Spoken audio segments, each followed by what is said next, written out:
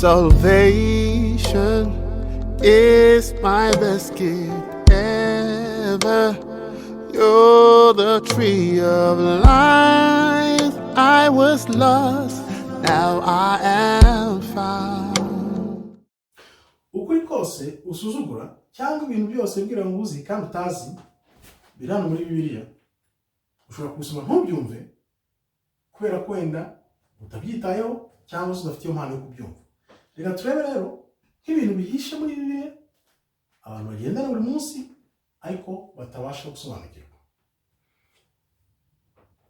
Hari ibiruhuko byo gutera inzuzi byabagaho kera. Turafata urugero rwa Moridekayi na Hamani. Hamani ashaka kwica Moridekayi n'abanyayisirayeli bose igihe yateye inzuzi. Atera inzuzi abona ko mu kwezi kwa 12 ku itariki ya 13 n'iya 14 aribwo yagombaga kubiraramo akabica. Ariko baza gukizwa n'iki? Baza gukizwa nuko Moridekayi yahitambitse none akabwira ESiTERi ko bagomba guhindura umugambi wa Moridekayi bakoresheje umwami Xerxes. Noneho barabihindura, bamaze kubihindura icyo gihe Hamani n'abamari bashaka kwica abanyisirayeli niba ahubwo babambwe bamanika ku bisongo bari bategura kwica Moridekayi. Iyo minsi rero Moridekayi yahise avuga ati igomba guhora yibuka iteka kugeza ibihe byose. Ariko icyo gihe iyo minsi kugira ngo ijye yibuka ibihe byose dusoma muri Daniel 7:25 ko mu gihe kizaza Satani azahindura ibihe n'amategeko. Reka dusome twumve. Daniel 7:25 azavuga ibintu byinshi birwanya Uwiteka, atoteza abantu b'Imana kandi ahindure ibihe n'amategeko.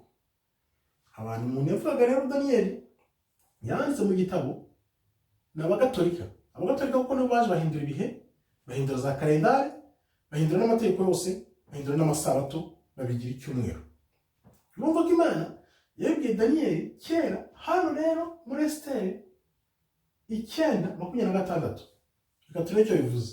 Impamvu ibi biruhuko byo gutera inzuzi byizihijwe ariko bibuka ukuntu Hamani yari yaragambiriye kuzamarika abanyesirayeli bose aheri kuri Moridekayi.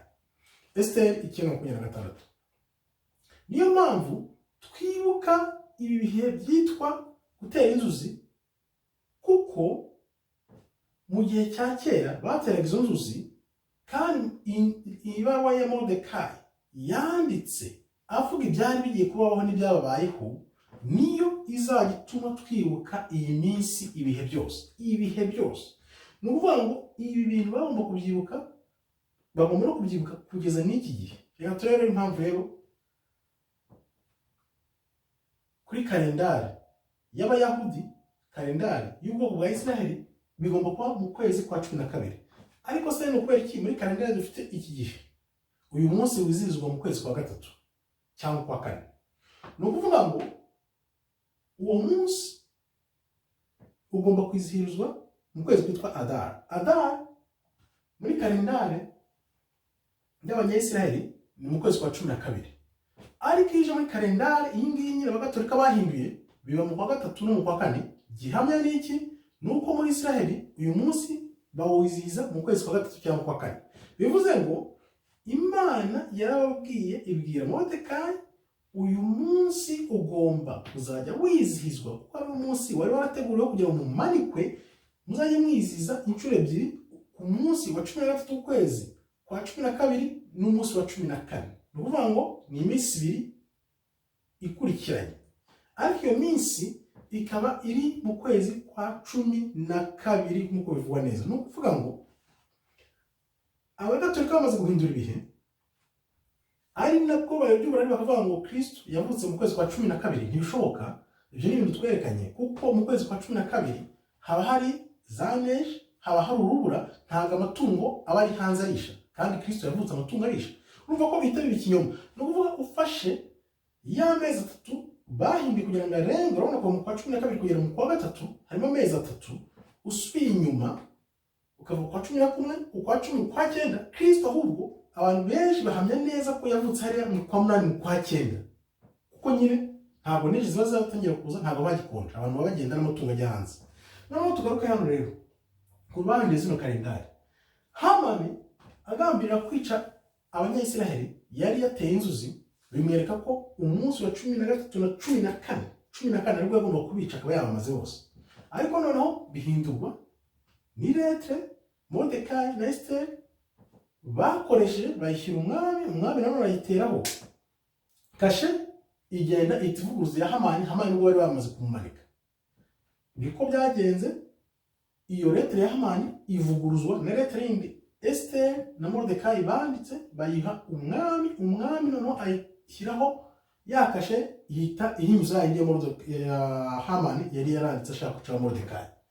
None rero wakwibaza uti, niba uyu munsi warategetswe muri Bibiliya, utegetswe ko ugomba kwizihizwa mu kwezi kwa 12 tariki 13-14, ni ukubera iki barabita Abayisiraheli bari muri Israeli umunsi bayizihiza mu kwezi kwa 3 mu kwa 4? Ni ukuvuga ngo umwaka wa nyawo urangira mu kwa 3 ugatangira mu kwa 4.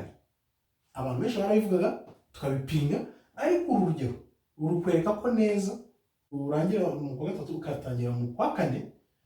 Ayo wakibaza uti, ese umwaka utangira mu kwa 3 cyangwa mu kwa 12? Kwa 12 kumwaka urangiye undi ugatangira mu kwa 1 byavuye.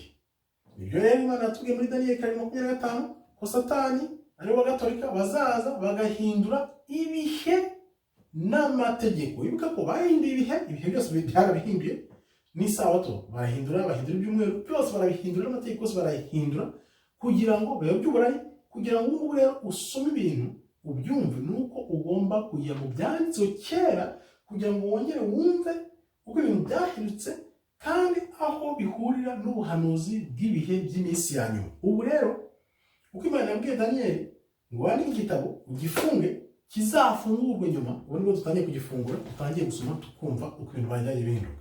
Abantu benshi hirya no hino ku isi bari kugenda bafungura ibintu nk'ibi bakabibona.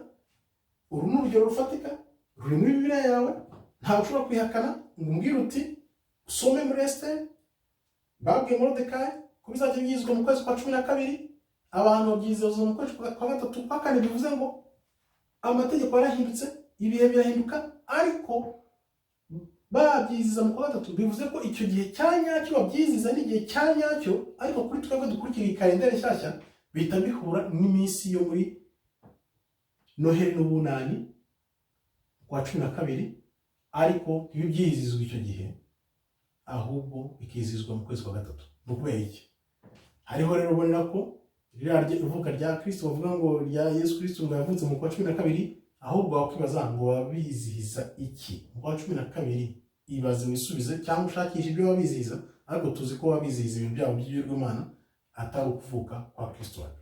Ngaho rero shakisha ukuri uzakubatura, kandi ukumenya uzanezerwa iteka ryose. Murakoze rero, Imana ikomeze ibarinde. Shalom, shalom, shalom.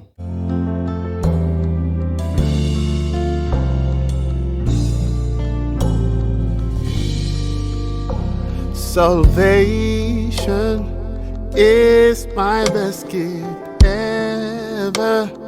You're the tree of life. I was lost, now I am